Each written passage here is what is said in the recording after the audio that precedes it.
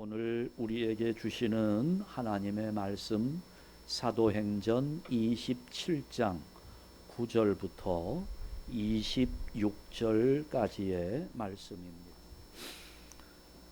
흔히 우리 인생을 비유할 때 인생은 항해하는 것과 같다 하는 그런 말들을 합니다. 그래요. 우리 인생은 바다를 항해하는 배와 같다 하는 느낌을 가질 때가 참 많습니다. 그래서 우리가 인생의 항로를 이렇게 저어가다 보면 뜻하지 않게 여러 가지 풍랑을 만나게 되고 그 풍랑 때문에 시달리는 경우들이 종종 있습니다.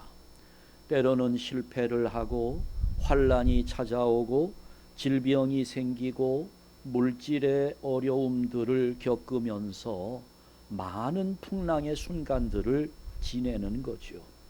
자, 이럴 때 내 인생의 항로에 풍랑이 일어났을 때 반드시 명심해야 할 것이 있습니다. 그것은 지금 내 눈앞에 보이는 풍랑만 바라보면서 낙심하거나 좌절하면 안 된다는 것입니다. 우리는 하나님의 사람들이니까 이 풍랑을 만나면서도 그 풍랑의 배후에 있는 하나님의 계획과 하나님의 섭리를 볼 수 있어야 합니다. 자, 오늘 바울이 타고 가고 있던 배가 큰 풍랑을 만나서 어려움에 처한 사건을 보도하고 있습니다.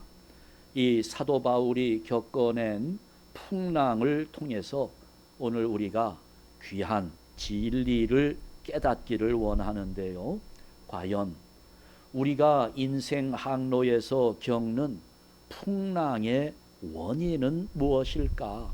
그리고 이런 풍랑을 만났을 때 우리는 어떻게 대처해야 할까 하는 이 부분들을 우리가 함께 깨닫기를 원합니다. 우선 풍랑의 원인을 생각해 보려고 합니다.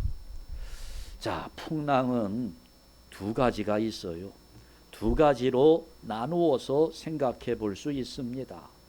하나는 그런 고난을 통해서 나 자신을 성숙시키기 위해 도전적으로 다가오는 풍랑이 있습니다. 또 하나는 나의 잘못된 판단이나 나의 죄 때문에 겪어내야 하는 풍랑이 있습니다. 자, 오늘 여기 이 풍랑을 보게 되면 우선 바울에게는 이 풍랑이 바울의 신앙을 더욱 성숙하게 하기 위해서 다가오는 도전적인 풍랑입니다. 그런데 바울과 같은 배를 타고 있지만 바울 이외의 다른 사람들에게는 자기 욕심을 이루기 위하여 만난 풍랑으로 보입니다. 자, 오늘 이 풍랑, 배를 타고 가다가 유라굴로라는 광풍이 일어났어요. 자연적인 현상이었습니다. 바다에 나가보면 잔잔할 때도 있고 풍랑이 일어날 때도 있지요. 때를 잘못 만난 것처럼 보여요. 풍랑이 일어날 수 있어요. 자연적인 현상입니다. 그런데 이렇게 우리가 이런 부분들을 자연적인 현상으로만 보면 우리 인생에 아무런 변화와 발전을 가져올 수는 없을 겁니다. 왜냐하면 자연 현상에는 하나님의 뜻이 담겨 있기 때문입니다. 이 모든 자연의 움직임들은 신학적으로 자연 계시라고 그렇게 이름을 붙여서 부르고 있어요. 이 자연의 현상 자체가 하나님께서 하나님을 알려주시는 우리에게는 계시가 된다는 것입니다. 우리 인생의 풍랑도 마찬가지지요. 그냥 어쩌다가 닥친 일 같아요. 재수 없어서 걸린 것처럼 보이기도 합니다. 왜 내 인생에 이런 일이 일어났을까? 왜 이런 풍랑이 내 인생 가운데 닥친 것일까? 이것을 신앙의 눈으로 바라보면 거기에는 반드시 영적 원인이 있다는 것을 깨닫게 됩니다. 그 풍랑을 통해서 뭔가 내가 깨달아야 할 것이 있다는 거예요. 그것 때문에 하나님께서는 내 인생에 풍랑을 일으키신 겁니다. 그러니 그 풍랑에는 하나님의 뜻이 담겨 있는 것입니다. 자, 오늘 여기 본문에 나오는 이 배를 타고 있는 사람들이 풍랑을 만난 원인이 무엇이었는가를 생각해 보지요. 첫 번째 원인은 하나님의 말씀을 무시했기 때문입니다. 자, 지금 바울이 왜 이 배를 타고 가고 있느냐면 죄수이기 때문입니다. 죄수이기 때문에 로마 황제 가이사에게 재판을 받기 위해서 이 배를 타고 가는 겁니다. 그런데 이미 바울은 이 배를 타고 하는 여행을 굉장히 많이 했어요. 일단 선교 여행만 해도 1차, 2차, 3차, 4차 엄청나게 많은 곳을 다니면서 선교를 하고 교회를 세우고, 그래 이 배 타고 여행하는 데에는 이력이 나 있는 사람입니다. 따라서 사도 바울은 이렇게 항해에 대한 많은 경험이 있습니다. 풍부한 경험을 가지고 있어요. 더더군다나 바울은 하나님의 사람이었기 때문에 늘 성령의 감동에 의해서 이번 항해에도 이게 큰 어려움이 있을 것이라고 하는 사실을 예견했지요. 그래서 바울은 하나님의 사람 입장에서 내가 기도하는 가운데 우리가 이번 항해에는 많은 어려움이 있을 거다 하면서 만류했습니다. 조금 쉬었다 가야 된다. 지금 항해하는 것은 위험하다. 그게 이제 10절 말씀에 사도 바울이 이렇게 말을 하고 있는 겁니다. 말하되 여러분이여 내가 보니, 여기 지금 배 탄 다른 사람들, 그 사람들에게 이번 항해가 하물과 배만 아니라 우리 생명에도 타격과 많은 손해를 끼치리라. 이렇게 충고를 해 주었어요. 그런데 그 배의 통솔권을 쥐고 있는 백부장이 바울이 하는 말보다는 선장과 선주의 말을 더 믿었다는 겁니다. 이어지는 11절 말씀을 보게 되면 백부장이 선장과 선주의 말을 바울의 말보다 더 믿더라. 그러니까 바로 이게 바울이 탔던 이 배가 풍랑을 겪을 수밖에 없었던 이유가 되었던 겁니다. 선장이나 선주는 물론 경험은 많아요. 그러나 여러분, 이들은 뭘 먼저 생각하나요? 자기들이 배를 운영하면서 돈 버는 일을 먼저 생각을 해요. 그러니까 어때요? 이 배를 운행하는 기간을 줄여야 되겠죠.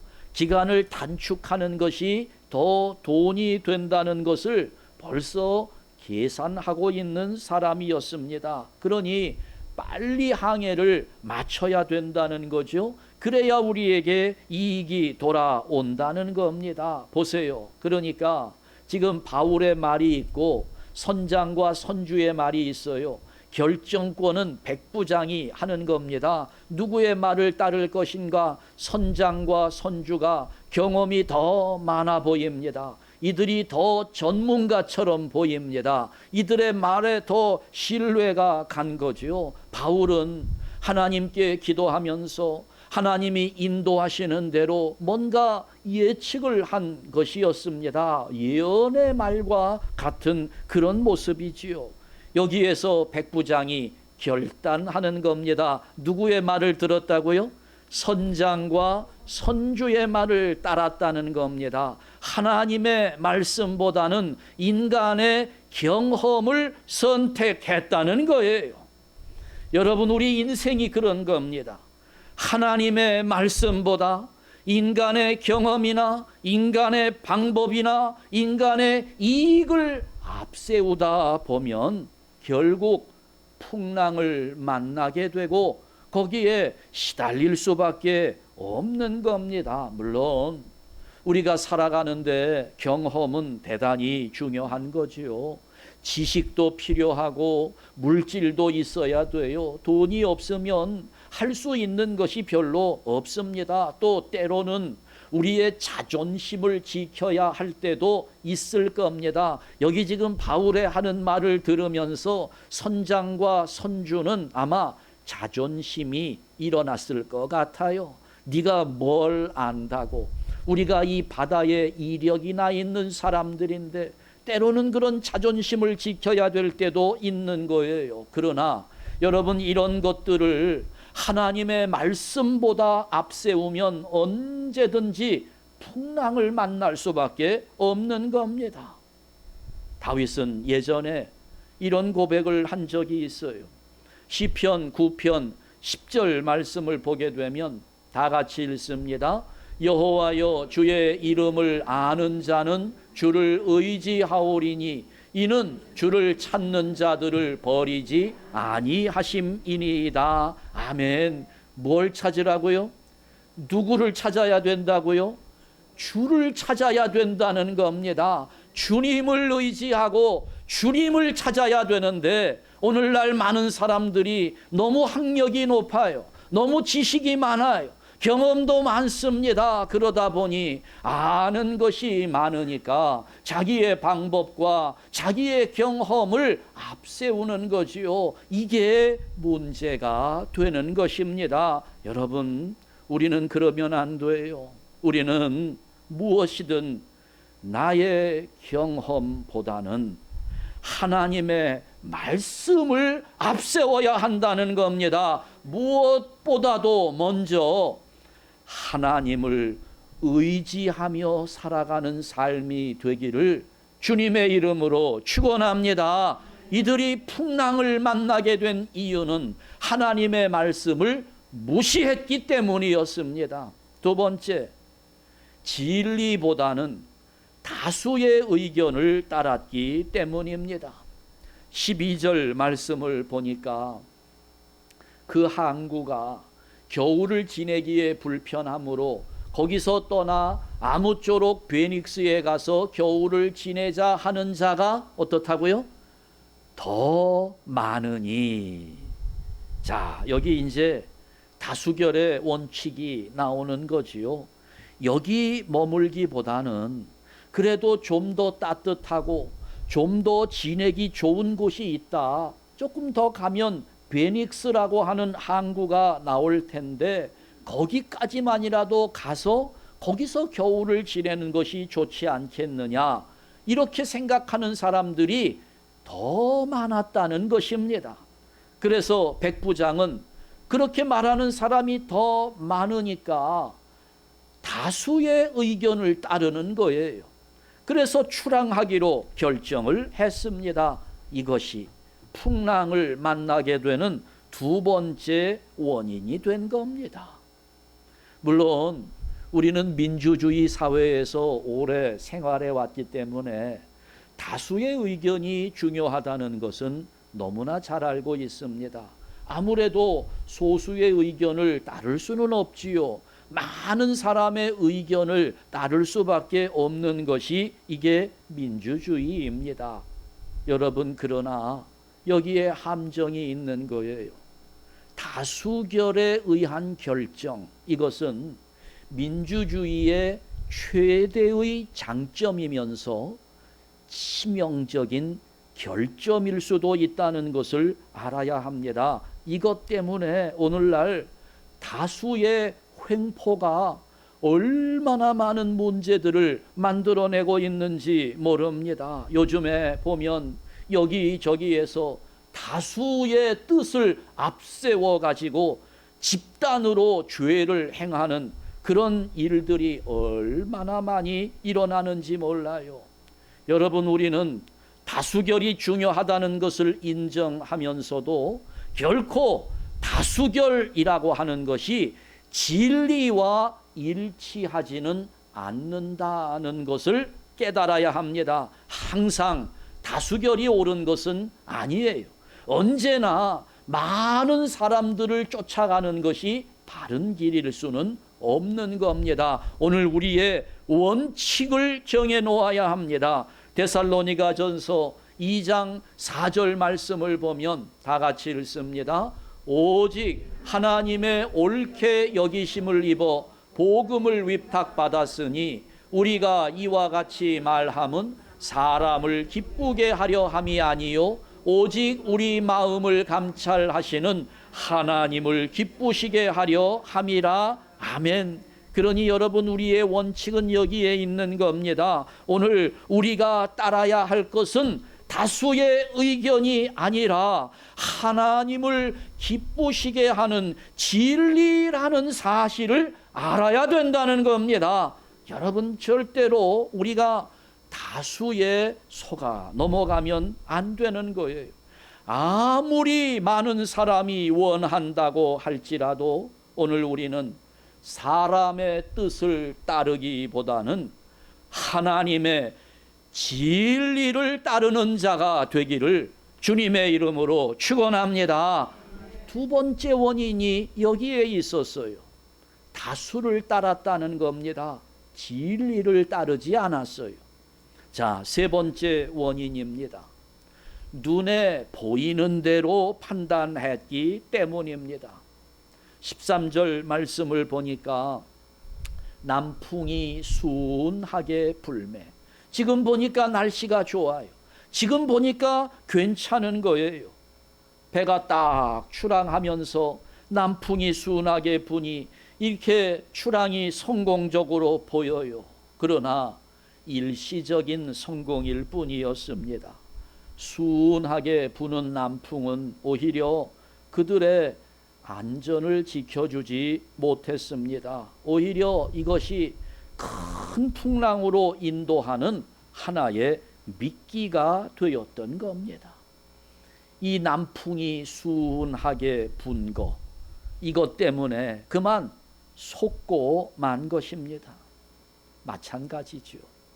오늘 우리가 이 세상을 살아가면서 우리를 미혹하는 달콤한 것들이 얼마나 많은지 몰라요. 처음에는 성공한 것처럼 보이게 하고 좋은 곳으로 인도하는 것처럼 느끼게 만들지만 결국에는 그것이 풍랑이 되고 올무가 되어 우리를 괴롭게 만드는 것들이 얼마나 많습니까? 결국에는 그것 때문에 믿음에서 떠나게 만들기까지 합니다. 좋게 보이고 잘 될 것처럼 생각된다고 해서 속단하지 마십시오. 항상 우리는 하나님 앞에 물어야 합니다. 기도해야 되는 거예요. 천지 만물을 주관하시는 그 하나님, 인간의 생사화복을 주장하시는 하나님께 먼저 묻고 그리고 나서 그 다음에 행동해야 되는 겁니다. 그래야 실패가 없고 그래야 풍랑을 겪지 않을 수 있는 거예요. 제가 많은 말씀을 드린 것 같지만 세 가지 기억하십시오. 이번 항해에서 실패한 원인은 세 가지였습니다. 첫째는 하나님의 말씀을 무시했습니다.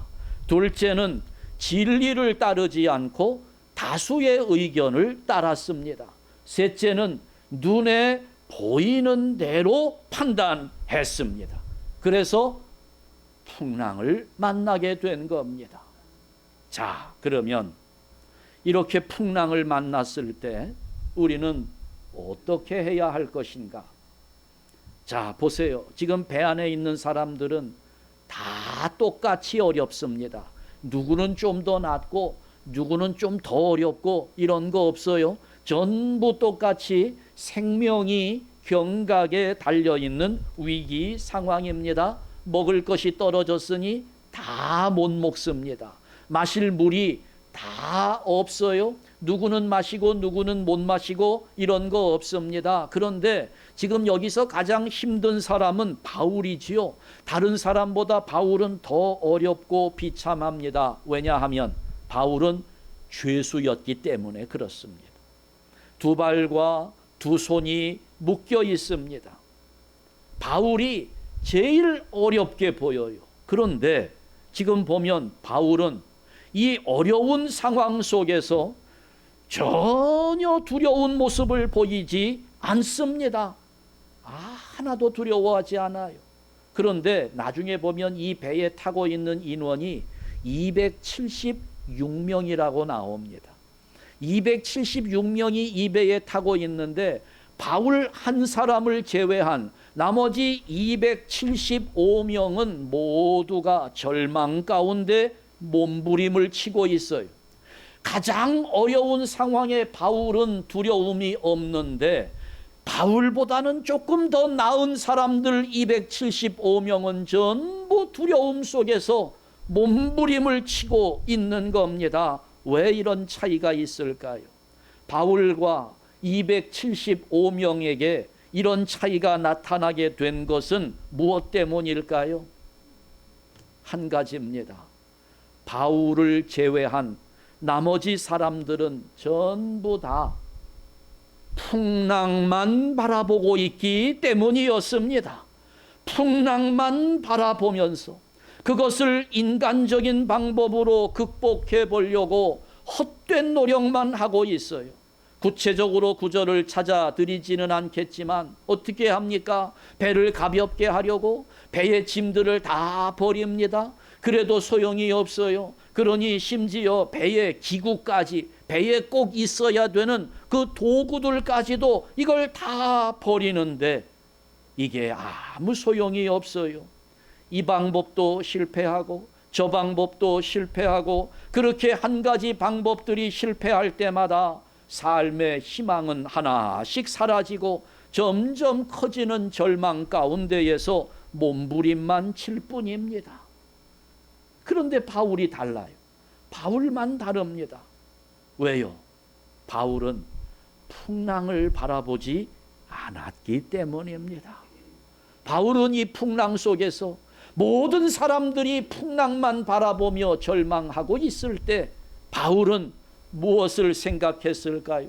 무엇을 바라보았나요? 24절 말씀을 보니까 다 같이 읽습니다. 바울아 두려워하지 말라. 내가 가이사 앞에 서야 하겠고 또 하나님께서 너와 함께 항해하는 자를 다 내게 주셨다 하였으니 아멘. 지금 바울은 이 풍랑 속에서 뭘 듣고 있습니까? 하나님께서 보내신 사자의 음성을 듣고 있는 겁니다. 그러니 이 위험한 상황 속에서 이 풍랑 속에서 바울은 세미한 하나님의 음성에 귀를 기울이고 있었다는 거죠. 한마디로 풍랑을 바라보지 않고 하나님을 바라보았던 것입니다. 그러니 25절 말씀에 확신을 가지고 사람들에게 이야기해 줍니다. 다 같이 읽습니다. 그러므로 여러분이여 안심하라. 나는 내게 말씀하신 그대로 되리라고 하나님을 믿노라. 아멘. 삶과 죽음이 왔다 갔다 하는 기로에서 바울은 지금 하나님만을 믿고 의지하고 있는 겁니다. 바로 여기에 믿음의 진리가 있는 것이고 바로 여기에 믿음의 능력이 있는 거예요. 내가 지금 어떤 상황에 놓여 있느냐, 내가 처한 환경이 어떤 것이냐 하는 것도 중요하겠으나 그보다 더 중요한 것은 이런 환경에서 지금 내가 무엇을 바라보느냐가 중요한 것입니다. 이 환경에서 나는 지금 누구를 의지하느냐가 더 중요하다는 거죠. 세상의 모든 사람들은 환경만 보기 때문에 절망할 수밖에 없습니다. 그러니 환경이 어려워질수록 낙심하게 되는 거지요. 그러나 하나님께 속한 사람은 여기에서 차이를 보이는 거죠. 아무리 극심한 환난이 있더라도 좌절하지 않고 포기하지 않아요. 왜요? 하나님을 바라보기 때문에 그런 겁니다. 하나님을 믿기 때문에 그런 거예요. 오늘 여러분 삶에도 여러 가지 풍랑이 있을 겁니다. 무슨 직장과 관련해서, 사업과 관련해서, 건강 문제, 자녀 문제, 어떤 인간 관계 속에서 생겨나는 많은 문제들, 이런저런 모습의 풍랑이 일어나고 있어요. 자, 여러분은 어떻게 하고 계십니까? 풍랑만 바라보지 마세요. 물론 지금 당장은 어렵지요. 내 자녀 생각만 하면 가슴이 먹먹해져요. 이 아이를 정말 열심히 잘 키웠는데 이 아이가 잘못된 길을 걸어가는 모습을 바라보면 그냥 답답합니다. 하나님 앞에 뭐라고 기도해야 될지 말문이 막힐 지경이지요. 여러분, 그런 문제가 있으니 어떻게 됩니까? 우리 마음은 그 상황에만 매달리는 거예요. 그 문제에만 집중하게 되는 겁니다. 여러분, 결코 우리에게 주어지는 어떤 문제가 있을 때, 어떤 고난이 있을 때 우리는 그 고난을 묵상하며 사는 자가 되면 안 됩니다. 그 문제를 묵상하는 자가 되면 안 되는 거예요. 여러분, 답을 다 알고 있어요. 무엇을 묵상하는 자가 되어야 합니까? 말씀을 묵상하는 자가 되어야 하는 겁니다. 지금 문제가 너무 커요. 지금 문제가 너무 심각합니다. 그것이 내 마음의 모든 것을 뺏어가고 있어요. 그럴 때에라도 정신을 차리고 내가 집중해야 되는 것은 그 문제가 아니라, 그 환경이 아니라 하나님의 말씀을 묵상하는 자가 되어야 한다는 겁니다. 네, 지금 당한 문제 생각하면 얼마나 억울한지 몰라요. 이것 때문에 막 분노의 감정이 치밀어 오르니까 눈만 감으면 그게 생각이 나고 눈을 떠도 거기에서 벗어나지 못하는 우리의 마음들, 그러니 거기에 다 빼앗기는 거지요. 그게 뭡니까? 풍랑만 바라보는 거예요. 그러니 어려워집니다. 힘들어집니다. 바울은 그럴 때 뭘 바라봤다고요? 사람들이 풍랑만 바라볼 때 하나님의 세미한 음성에 귀를 기울였어요. 말씀에 집중한 겁니다. 말씀을 묵상하는 삶을 살았다는 것입니다. 오늘 이런 모습이 우리에게 필요하다는 거예요. 문제에 집중하지 말고 하나님의 말씀에 집중하는 자가 되어야 하고, 환경을 묵상하면서 살 것이 아니라 하나님의 말씀을 묵상하며 사는 자가 될 때 오늘 우리 인생의 풍랑은 우리 앞에 아무 문제가 되지 않는다는 겁니다. 오늘 우리가 암송하고 있는 아주 유명한 구절이 있어요. 민수기 6장 24절부터 26절까지의 말씀, 이미 우리가 다 암송한 적이 있지요. 우리 다 같이 읽습니다. 여호와는 내게 복을 주시고 너를 지키시기를 원하며 여호와는 그의 얼굴을 내게 비추사 은혜 베푸시기를 원하며 여호와는 그 얼굴을 내게로 향하여 두사 평강 주시기를 원하노라. 아멘. 여러분, 이 말씀은 하나님이 제사장들에게 백성들을 향하여 이렇게 축복하라고 명령하신 겁니다. 하나님이 이렇게 하시겠다는 거예요. 그러니 여기 하나님의 마음이 드러나잖아요. 하나님의 의도가 보입니다. 하나님의 의도는 뭡니까? 우리에게 복을 주시려고, 은혜를 주시려고, 평강을 주시기를 기뻐하신다는 분이라는 거예요. 그러니까 지금 환경은 어렵지만, 지금 고난은 찾아왔지만, 그러나 하나님의 뜻은 거기에 있지 않다는 것을 알아야죠. 하나님이 원하시는 것은 나에게 복을 주시고 은혜를 주시고 평강을 주시는 분이라는 사실을 우리가 확신하게 될 때 힘들어도 원망하지 않고 그 어려움 속에서 하나님을 찾고 하나님의 말씀을 묵상하게 되면 지금은 어려운 환경이지만 그렇게 하나님을 의지하고 나아가는 자의 그 좋지 않은 환경은 하나님의 의도대로 180도 변화되고 바뀌게 된다는 것을 믿으시기 바랍니다. 어떤 풍랑이 오든지 우리가 할 일은 한 가지입니다. 하나님을 찾는 겁니다. 하나님을 의지하는 것입니다. 하나님의 말씀을 묵상해야지 풍랑만 보지 말자는 거예요. 그럴 때 슬픔은 변하여 기쁨이 되고 이렇게 화가 복으로 바뀌게 되는 역사가 일어나게 되는 겁니다. 보세요. 바울이 이렇게 되니까 바울만 복을 받습니까? 뒤에까지 쭉 읽어보면 이 바울 때문에 결국은 276명 모든 사람이 하나님 앞에 구원을 받게 됩니다. 그러니까 여러분 오늘 말씀에서 이 풍랑은 세상이라고 보세요. 풍랑은 세상입니다. 배는 교회라고 볼 수 있습니다.